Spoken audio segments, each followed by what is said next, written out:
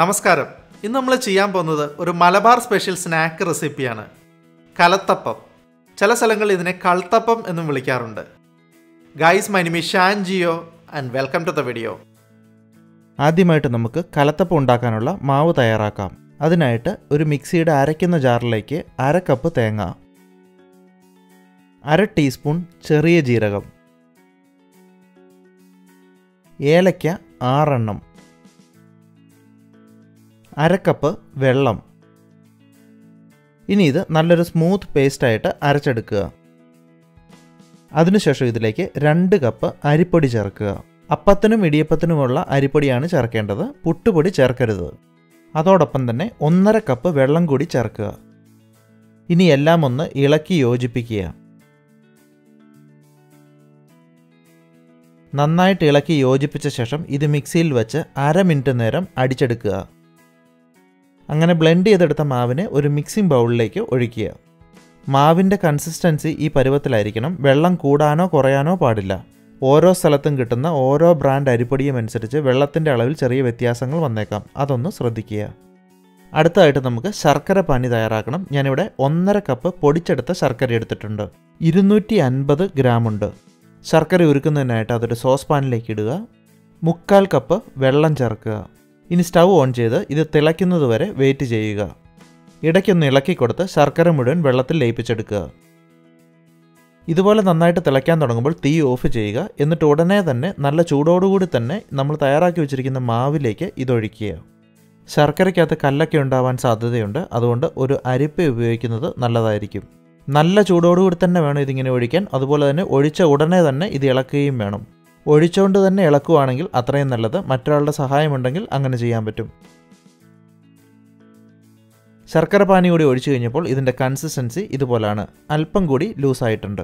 ഇപ്പോൾ ഇതിന് ചെറിയൊരു ചൂടുണ്ട്. ഈ ചൂട് ആറുന്നതിന് മുമ്പ് തന്നെ നമുക്കിതിൻ്റെ കുക്കിംഗ് പ്രോസസ്സ് തുടങ്ങണം. ഞാനിവിടെ 5 ലിറ്ററിൻ്റെ ഒരു പ്രഷർ കുക്കറിലാണ് കലത്തപ്പം ഉണ്ടാക്കാൻ പോകുന്നത്. ഇതിനുള്ള അളവിലാണ് നമ്മളിപ്പോൾ ഇൻഗ്രീഡിയൻസ് എടുത്തിരിക്കുന്നത്. നിങ്ങളുടെ കയ്യിലുള്ളത് 3 ലിറ്ററിൻ്റെ പ്രഷർ കുക്കർ ആണെങ്കിൽ 2 പ്രാവശ്യമായിട്ടുണ്ടാക്കുക. അതല്ലെങ്കിൽ ഇതിൻ്റെ പകുതി ഇൻഗ്രീഡിയൻസ് എടുത്ത് ചെയ്യുക. സ്റ്റീലിൻ്റെ പ്രഷർ കുക്കർ ആണെങ്കിൽ അടികട്ടിയുള്ള പ്രഷർ കുക്കർ ഉപയോഗിക്കുക. അതല്ലെങ്കിൽ അലുമിനിയം പ്രഷർ കുക്കറാണ് കലത്തപ്പം ഉണ്ടാക്കാൻ ഏറ്റവും നല്ലത്. പ്രഷർ കുക്കർ ചൂടാക്കാൻ വെച്ചതിന് ശേഷം ഇതിലേക്ക് 1 ടേബിൾ സ്പൂൺ വെളിച്ചെണ്ണയും 1 ടേബിൾ സ്പൂൺ നെയ്യും ചേർക്കുക. നെയ്യും എണ്ണയും ചൂടായി കഴിയുമ്പോൾ ഇതിലേക്ക് 1/4 കപ്പ് തേങ്ങാക്കൊത്ത്, ചെറിയുള്ളി സ്ലൈസ് ചെയ്തത് 1/2 കപ്പ്. ഇനി ഇത് ചെറിയുള്ളി ഒരു ഗോൾഡൻ കളർ ആവുന്നത് വരെ ഇടവിട്ടിളക്കി വഴട്ടിയെടുക്കുക. സ്റ്റൗ മീഡിയം ഫ്ലെയിമിൽ വയ്ക്കുക. ഇതാവുന്ന സമയം കൊണ്ട് നമ്മൾ തയ്യാറാക്കി വെച്ചിരിക്കുന്ന മാവിൽ കുറച്ച് ഇൻഗ്രീഡിയൻസ് കൂടി ചേർക്കാനുണ്ട്. അത് നമുക്ക് ചേർക്കാം. ടേസ്റ്റ് ഒന്ന് ബാലൻസ് ചെയ്യുന്നതിനായിട്ട് 1/4 ടീസ്പൂൺ ഉപ്പ്. കുക്കിംഗ് പഠിച്ചു വരുന്നവർ ടീസ്പൂണും ടേബിൾ സ്പൂണും മാറിപ്പോകാതിരിക്കാൻ ശ്രദ്ധിക്കുക. 1/2 ടീസ്പൂൺ ബേക്കിംഗ് സോഡ. ഇനി ഇത് നന്നായിട്ടൊന്ന് ഇളക്കി യോജിപ്പിക്കുക.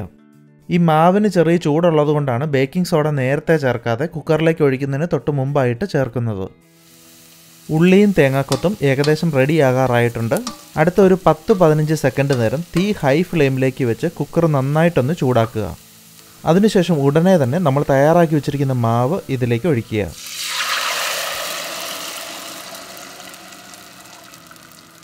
അടുത്ത 1 മിനിറ്റ് നേരം സ്റ്റൗ ഹൈ ഫ്ലെയിമിൽ തന്നെ വയ്ക്കുക.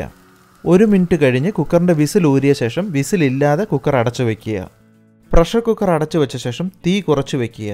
തീ ഏറ്റവും ലോ ഫ്ലെയിമിലേക്ക് വെക്കരുത്. ഒരു ലോയ്ക്കും മീഡിയത്തിനും ഇടയ്ക്ക് വെച്ചാൽ മതി.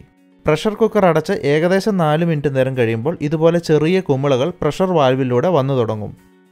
പിന്നീട് അല്പനേരം കൂടി കഴിയുമ്പോൾ ചെറിയ രീതിയിൽ ആവി വന്നു തുടങ്ങും. ഏകദേശം 6 മിനിറ്റൊക്കെ ആയി കഴിയുമ്പോഴേക്കും ഇതുപോലെ നന്നായിട്ട് ആവി വരും. നന്നായിട്ട് ആവി വരാൻ തുടങ്ങിക്കഴിഞ്ഞാൽ ഉടൻ തന്നെ തീ ഓഫ് ചെയ്യുക, അല്ലെങ്കിൽ കരിഞ്ഞു പോകും.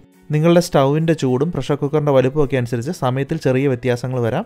അതുകൊണ്ട് അടുത്ത് തന്നെ നിൽക്കുക. നന്നായിട്ട് ആവി വരാൻ തുടങ്ങിയാൽ ഉടൻ തന്നെ തീ ഓഫ് ചെയ്യുക.